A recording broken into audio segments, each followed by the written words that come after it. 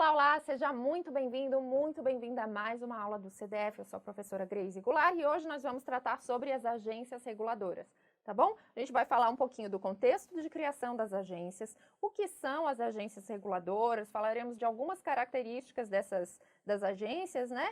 E eu vou citar aqui para vocês as agências reguladoras federais, tá? Vamos lá então comigo.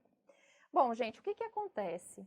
As agências reguladoras federais vão surgir no nosso país aí na década de 90, tá? Na segunda metade aí da década de 1990, e quando a gente vai estar implantando no país a reforma gerencialista. Como nós sabemos, um dos objetivos da reforma gerencialista é o quê? Redução de custo, melhorar a qualidade do serviço, melhorar a eficiência da prestação dos serviços, né? E para isso, uma das estratégias que é lançada é a privatização. É a transferência de alguns serviços que até então estavam sendo prestados pelo Estado para a iniciativa privada, tá bom? E aí, esses serviços sendo transferidos para a iniciativa privada, a gente vai precisar de órgãos reguladores, das agências reguladoras, né? Que vão regular o setor, regulamentar, normatizar, fiscalizar a prestação desses serviços, tudo bem? Muito bem, porque são serviços de interesse público, certo? Alguns deles podem ter característica aí de monopólio, enfim, algumas características especiais que também precisam de regulamentação por essa questão, além de terem esse cunho de interesse público, tá bom? Muito bem. E aí, gente, o que acontece? A gente vai ter o Programa Nacional de Desestatização. Seguinte, o Programa Nacional de Desestatização, ele é iniciado, tá? Ele é previsto já lá no governo de Collor. Tá? No início da década aí de 90. Só que, como nós sabemos, embora Fernando Collor de Mello ele tenha sido eleito já com essa proposta de fazer uma reforma já de um cunho mais gerencialista, né? Porque isso já era uma onda que vinha de outros países, né? A reforma já havia acontecido em países da Europa, nos Estados Unidos. Então, assim, embora ele tivesse tomado posse, né? Com essa proposta, certo? Na prática, ele não tinha nenhum plano robusto para iniciar, tá? Para fazer com que, na prática, realmente a gente adotasse práticas mais gerencialistas, tá? Deixasse um pouquinho de lado as práticas burocráticas e a nossa administração pudesse trabalhar seguindo os ideais gerencialistas, tá?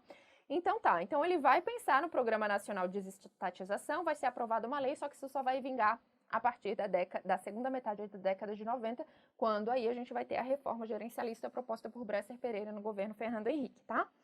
Então, o Programa Nacional de Desestatização, eu falei para vocês, ele é previsto no governo de Fernando Collor de Mello, né? Mas ele vai ser reformulado aqui, ó, pela Lei 9.491 de 1997, tá?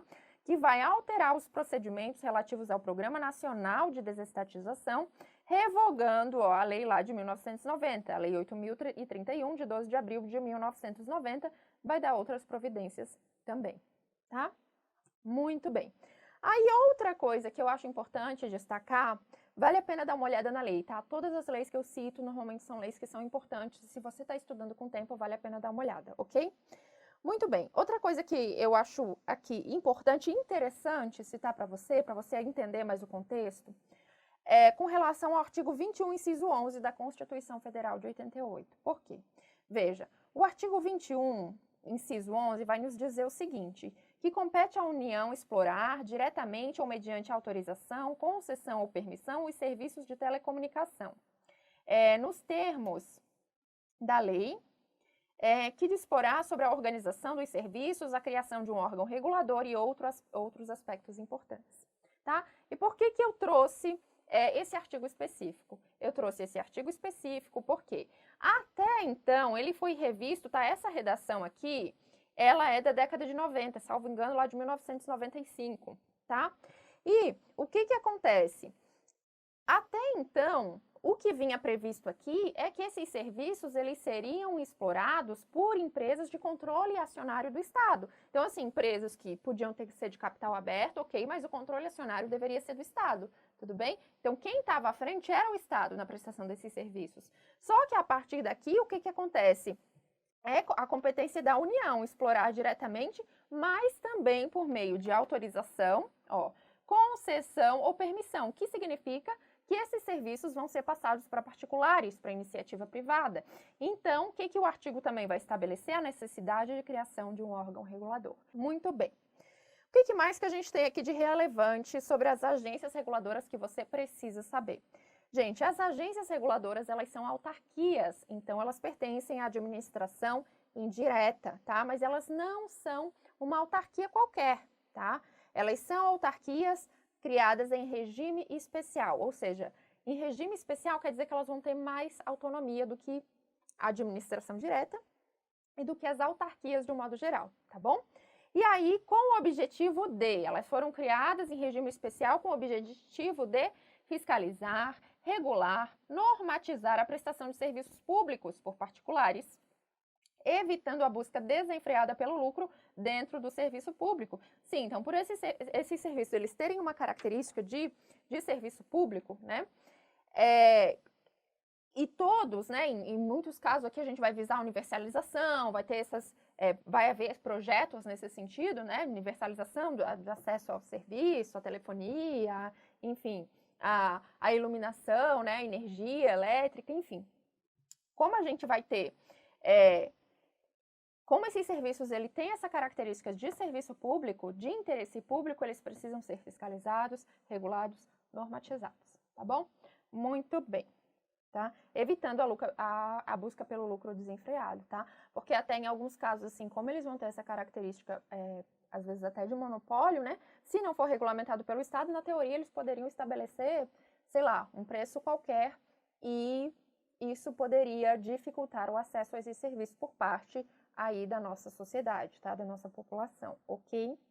Muito bem. Bem...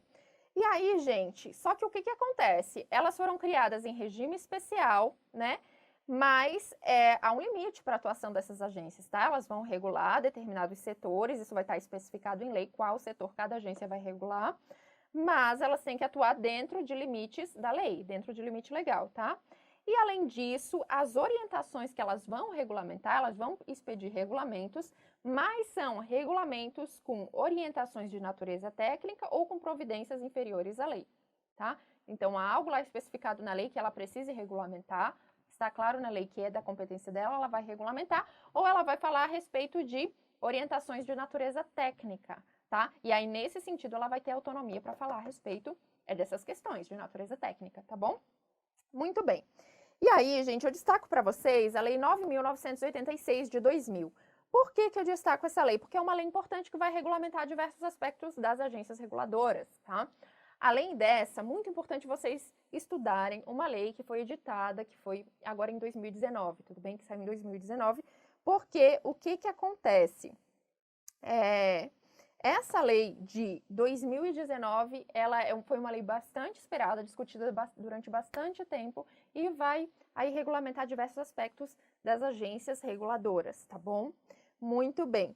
Mas assim, até então, uma lei que era bastante importante, a Lei 9.986 de 2000, que dispõe sobre a gestão de recursos humanos das agências reguladoras e da outras providências, tá? Assim, as agências vão ter sua lei específica, tá? Essa daqui trata de uma forma geral, a respeito de algumas características, né, de gestão de recursos humanos, alguns aspectos comuns aí às agências reguladoras, ela vai tratar de algumas questões, tá? Agora, em 2019, a gente vai ter uma normatização mais rica pela lei de 2019, que eu já vou falar o número aqui na frente, que agora eu não tô lembrando, mas aqui na frente eu coloquei para vocês nos slides, tá bom?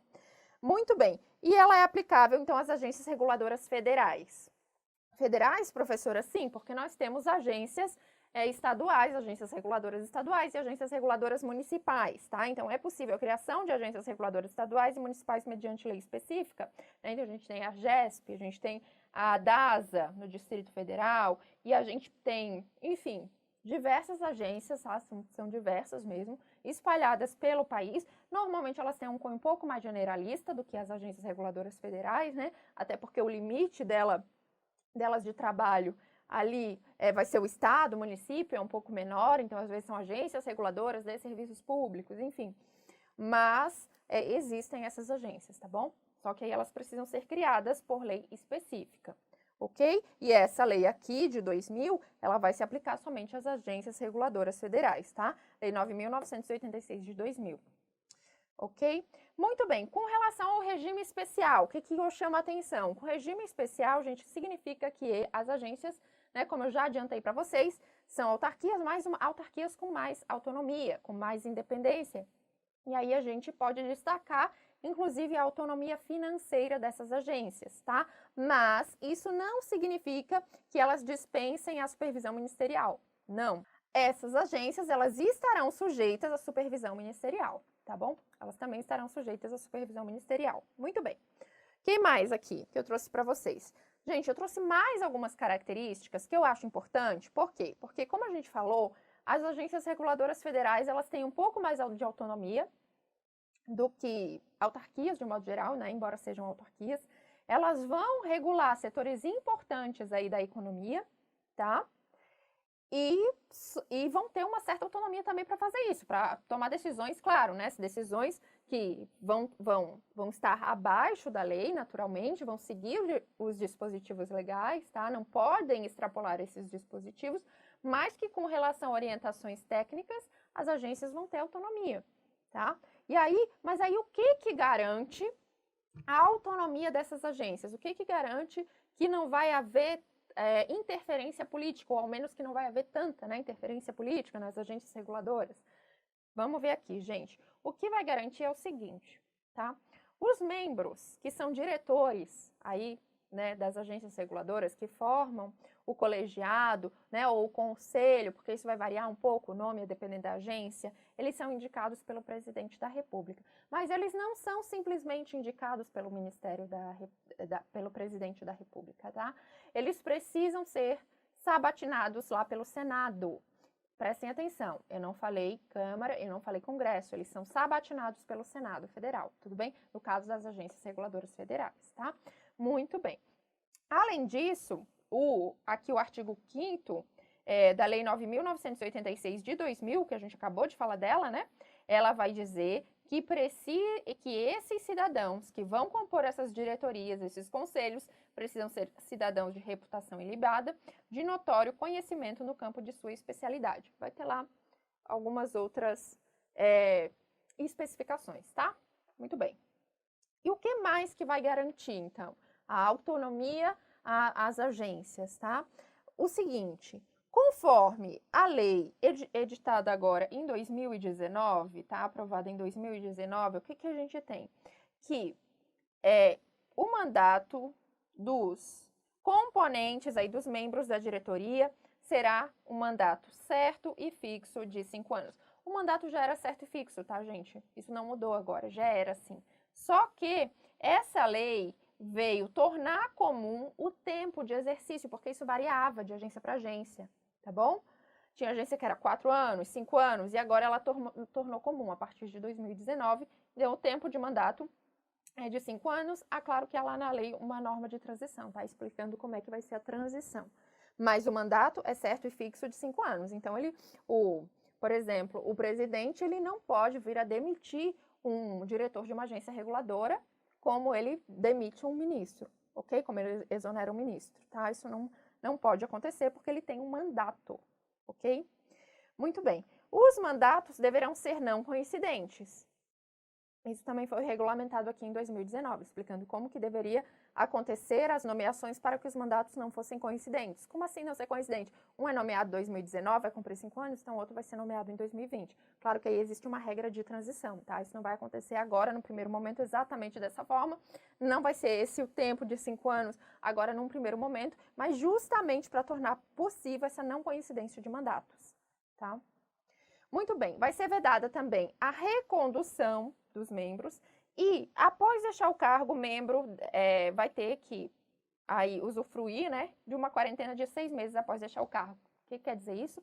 Que ele não pode prestar serviços no setor regulado, tá? Então, ele vai continuar recebendo salário, porque para muitos, né, pode até comprometer renda, enfim, já que não poderia estar trabalhando, de repente, na área da sua formação, com aquilo que ele sempre trabalhou, sempre fez. Então, existe aí um tempo de quarentena, no qual ele vai ficar recebendo salário durante um tempo aí de 6 meses, isso estabelecido aqui em 2019. Com exceção da ANEEL, ANP e ANS, que mantém aí quarentena de 12 meses, que estão previstas em leis específicas, tá?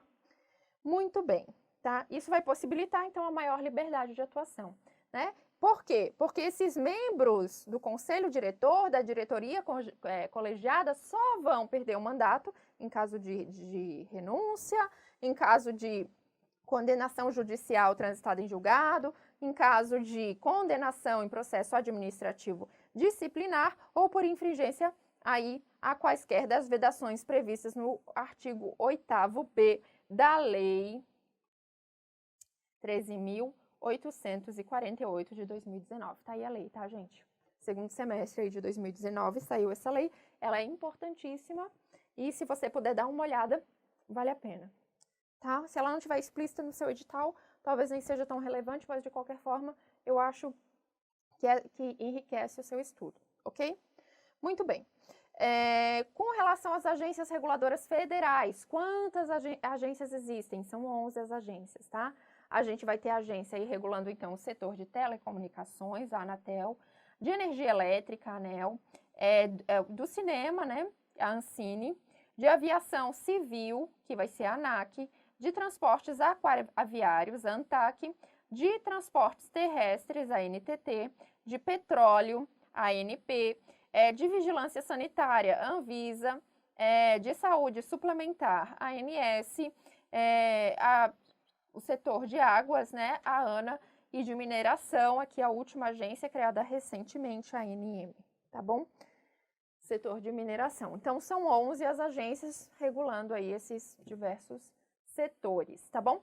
Gente, então, esse é um assunto, pessoal, esse é um assunto que ele costuma ser aprofundado lá em direito administrativo, tá bom? Eu trouxe aspectos gerais, algumas dicas do que você pode estudar mais. Claro que se você vai fazer o concurso para uma agência específica, né, provavelmente vai vir a lei específica lá no seu edital que regulamenta, que criou aquela agência, que regulamenta determinado setor, às vezes vai vir algum decreto, alguma coisa específica que você vai ter que se atentar, né? Isso é claro. Ok? Mas em linhas gerais, sobre o que são as agências, como que elas atuam, em que contexto que elas surgiram, né? E a relevância que elas têm para a gestão nesse sentido, de elas terem mais autonomia e de elas terem proporcionado a transferência de serviços antes prestados pelo Estado para a iniciativa privada, a gente viu hoje aqui, tá? Muito bem, então é isso por enquanto, é isso que eu tinha para hoje. Caso você tenha dúvidas, caso você queira conversar sobre algum assunto específico que esteja aí no seu livro digital, entre em contato com a gente lá pelo fórum, tá bom? Um beijo para você e até a próxima.